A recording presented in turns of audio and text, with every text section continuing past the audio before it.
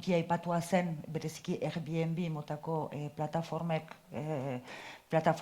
eradura, zegoen eradura Ipar Euskal Herrian gutxi ezagutua zen, eta hasi ginelarik egiten, hartu ginen, bazirela milaka eta milaka etxe bizitza, ari zirenak erosiak izaten, etxe bizitza turistiko, bakarrik etxe bizitza turistikoak bilakatzeko, eta urte osoko etxe bizitza turistikoak.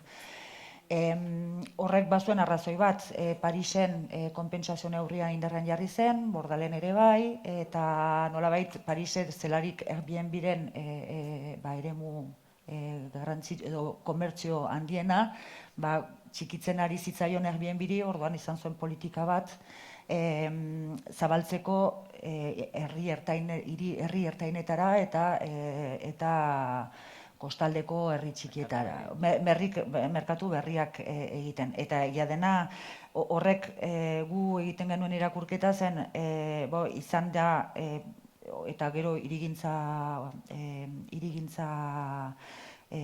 agentziak baieztatu ditu gure datuak, 2017 eta 2020 artean etxebizitza turistikoak 130%-ez gora egin zuten Ipar Euskal Herrian. Zer gertatzen zen, bada Frantzia errestatuan aukera bat jabeak dutenak, eta ez dut uste hemen indarrean dagoenik, da jabe batek nahi balin badu etxe bizitza saldu edo berreskuratu familiarentzat etxe bizitza alokatzen duena kanporatu lezake.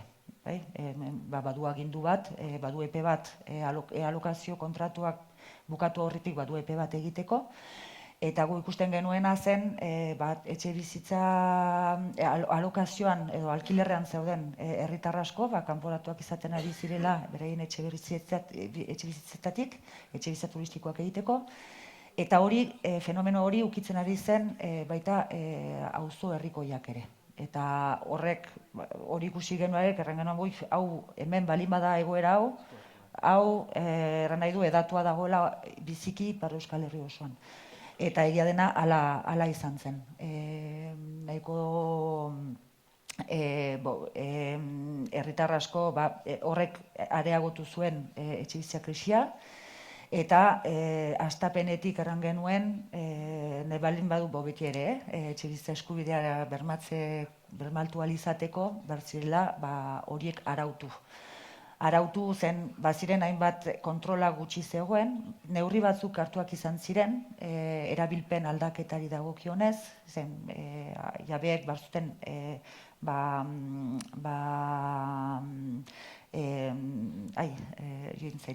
erabilpen aldaketa egin behar zuten, baina hortikat zuten ukan etxebizitza turistiko bat eta erregistrorik gabe jarri Airbnb, ez zegoen kontrol askorik.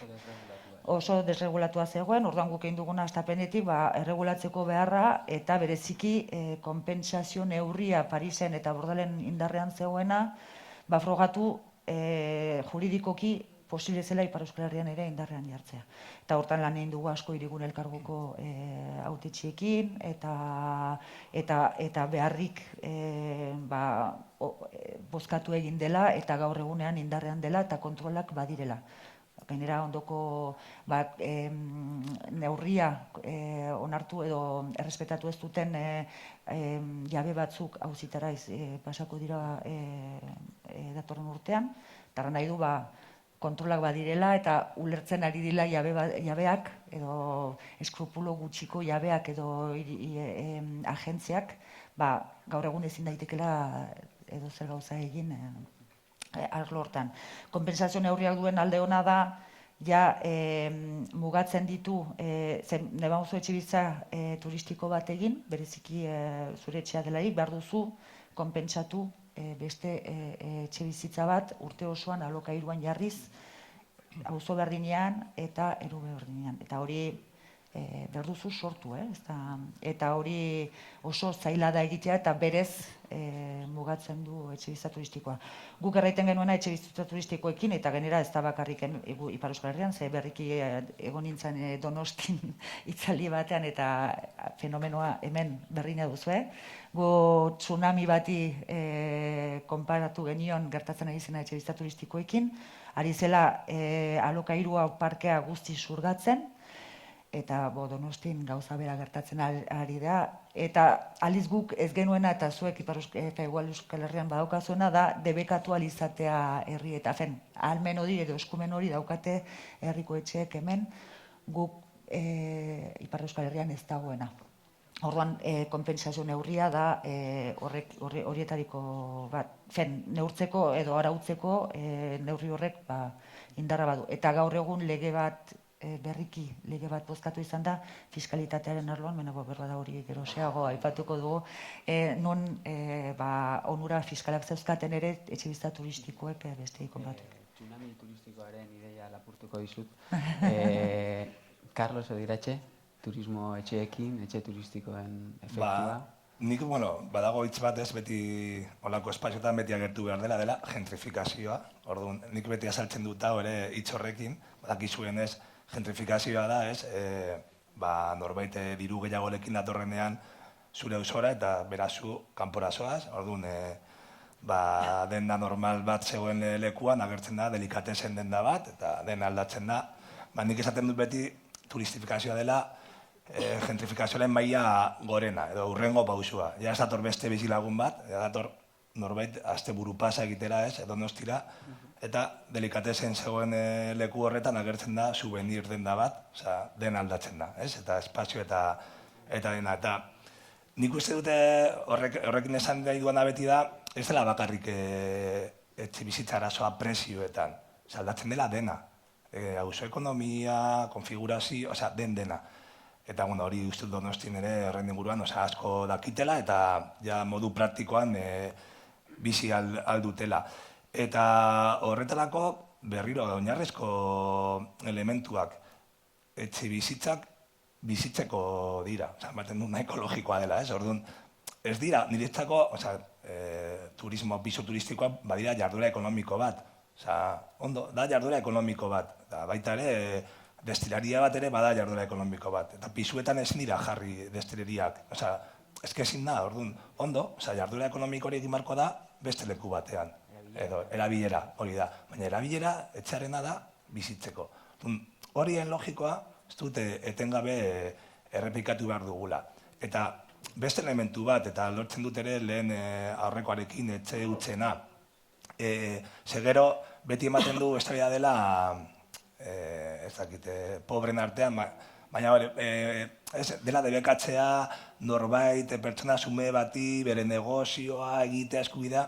Ez, normalean etxe hutsak gaudenean dira, inbertsoreak daudelako espekulatzeko, eta kasu gueten ere, normalean, eta Bilbon nola gertatzen ari da, datoz inbertsore handiak diruarekin espekulatzeko orduan.